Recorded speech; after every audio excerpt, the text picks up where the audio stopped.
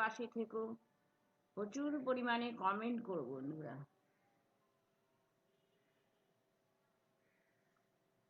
হ্যাঁ বন্ধুরা, আমি এখন বলবো ইন্দিরা গান্ধীর জীবনী সম্পর্কে। ইন্দিরা গান্ধী ভারতের প্রথম মহিলা প্রধানমন্ত্রী। ইন্দিরার জন্ম 1877 খ্রিস্টাব্দের 19শে নভেম্বর এলাহাবাদের এক বিখ্যাত পরিবারে।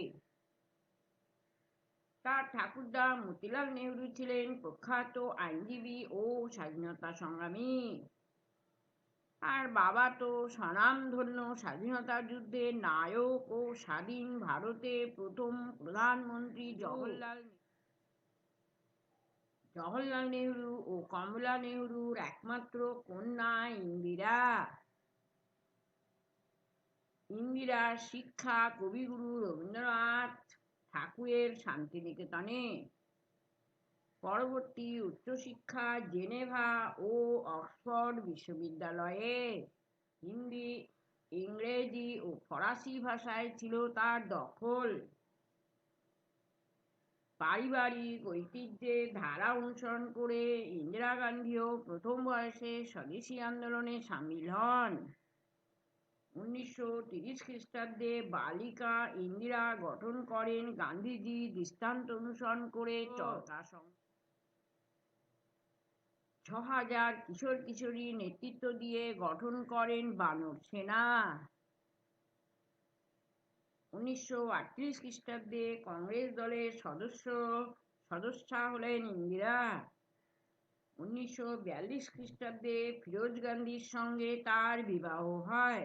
43 খ্রিস্টাব্দে ব্রিটিশ সরকার তাকে কয়েদ করে এবং অন্তর্ঘাতমূলক কাজ করবার অভিযোগে ইন্দিরার 13 মাসের কারাদণ্ড হয়।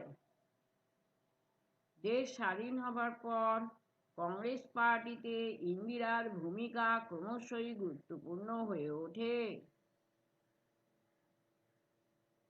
1900 খ্রিস্টাব্দে তিনি পার্টির কার্যকরী কমিটির সদস্যা হলেন। 1964 খ্রিস্টাব্দে তিনি রাজ্যসভা নির্বাচিত হন। পিতা জওহরলালের সঙ্গে তিনি বিশ্বব্যাপী বহু কূটনৈতিক সফরের সাথী হন। জওহরলাল লাল বাহাদুর শাস্ত্রী ভারতবর্ষের প্রধানমন্ত্রী হন। ইন্দিরা গান্ধী শাস্ত্রীয় মন্ত্রিসভায় তথ্য ও বেতার দপ্তরের মন্ত্রী হলেন। লাল বাহাদুর শাস্ত্রীর মৃত্যুর পর ইন্দিরা গান্ধী হলেন ভারতের প্রধানমন্ত্রী। 1969 খ্রিস্টাব্দে নির্বাচনকে কেন্দ্র করে কংগ্রেসের কার্যকরী সমিতির সঙ্গে ইন্দিরা গান্ধীর সংঘাত ঘটে। ইন্দিরা গান্ধী দলীয় প্রার্থী নীলম সঞ্জীব রেড্ডিকে সমর্থন না করে সকলকে বিবেক অনুসারে ভোট দিতে আর্জি জানালেন নির্দল প্রার্থী ভিভি গিরিকে। ভোটে জিতলেন ভিভি গিরি। কংগ্রেস পার্টি দুটুকরো হয়ে গেল আদি কংগ্রেস ও নব কংগ্রেসে। নব কংগ্রেসের নেতৃত্ব রইল ইন্দিরা গান্ধীর হাতে।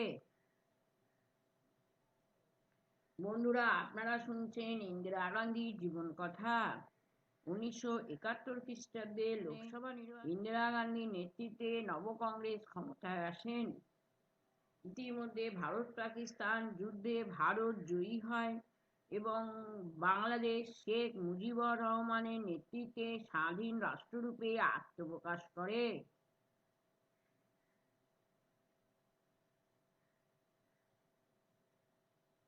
এই সময় ইন্দিরা গান্ধীর নেতৃত্ব ছিল অনবদ্য। এর কিছুদিন বাদে এলাহাবাদ হাইকোর্ট ইন্দিরা গান্ধীর নির্বাচনকে অবৈধ বলে ঘোষণা করলে দেশব্যাপী বিপুল আলোড়নের সৃষ্টি হয়।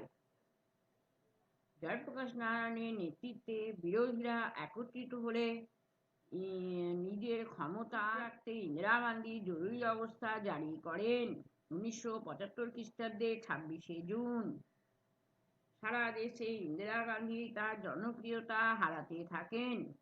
1977 খ্রিস্টাব্দে লোকসভা নির্বাচনে তিনি স্বয়ং পরাজিত হন এবং তার দলের ভরাডুবি ঘটে। 30 বছরের পর কংগ্রেস ক্ষমতাচ্যুত হলো। মোরারজি দেশাইয়ের নেতৃত্বে দেশে কায়েম হলো জনতা পার্টির সরকার। কিন্তু সেই কোয়ালিশন সরকার পদে পদে ব্যর্থ হওয়ায় মানুষ আবার ইন্দিরামুখী হয়ে ওঠে। ইন্দিরা গান্ধী তার শাসনকালে ভারতবর্ষ উন্নয়নের জন্য অনেকগুলি সংস্কার সাধন। এইসবের মধ্যে উল্লেখযোগ্য হল দারিদ্র্য দূরীকরণার্থে 20 দফা কর্মসূচি, ব্যাংক জাতীয়করণ, কয়লা খনি রাষ্ট্রীয়করণ, রাজন্য ভাতা বিলোপ, সেচ ও বিদ্যুৎ ব্যবস্থার উন্নয়ন, ভারতের সামরিক শক্তির বৃদ্ধি, প্রথম পরমাণু বোমার বিস্ফোরণ, দিল্লিতে নবম এশিয়াডের সফল অনুষ্ঠান ইত্যাদি। 1981 খ্রিস্টাব্দে এক বিমান দুর্ঘটনায় কনিষ্ঠ পুত্র সঞ্জয় গান্ধীর মৃত্যু ইন্দিরা গান্ধীকে প্রচণ্ড আঘাত হানে। তার শাসনের শেষ দিকে তিনি খুব বিব্রত হয়ে পড়েন উগ্রপন্থী শিখদের খালিস্তান আন্দোলন নিয়ে। উগ্রপন্থীদের দমন করতে ইন্দিরা গান্ধী স্বর্ণ মন্দিরে সেনা অভিযান চালান, অপারেশন বুস্টার নামে পরিচিত। এরই পরিণামে 1984 খ্রিস্টাব্দে 31 অক্টোবর ইন্দিরা গান্ধী তার বাসভবনের প্রবেশদ্বারে দুজন উগ্রপন্থী শিখ দেহরক্ষী বেয়ান্ত সিং ও শতবন্ত সিং এর গুলিতে নিহত হন। তাহলে বন্ধুরা নিশ্চয়ই জানলে শিখরা কেন তাকে মারতে উদ্যত হয়েছিল।